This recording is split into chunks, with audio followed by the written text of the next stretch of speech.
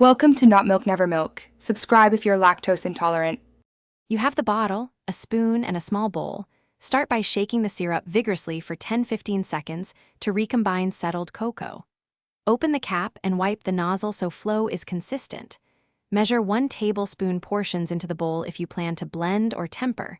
Pour directly from the bottle when drizzling to save time.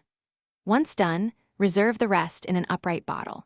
These quick steps ensure predictable texture and avoid globs when you begin the recipe. Now you transform syrup into a sauce or mix-in. Warm it slightly to reduce viscosity. Heat for 5 to 10 seconds at low power and test flow. If making a sauce, whisk in 2 tablespoon liquid per 1 tablespoon syrup, milk, cream, or hot coffee to balance sweetness and achieve sheen.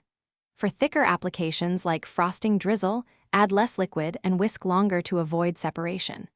Make sure to taste and adjust gradually. You can always add more syrup, but you cannot remove it once mixed. Finish by applying the syrup with confidence. Steady wrist for design work, or spoon and spread for thicker layers. Make sure to seal the cap and store upright in a cool, dark place. After extended open time, refrigeration slows quality loss. Clean the nozzle after each use to prevent stick buildup. If the flow stops or you get globs, warm the cap area in hot water or microwave a small bowl of syrup 5-10 seconds. That will loosen clogged residue and restore smooth pouring.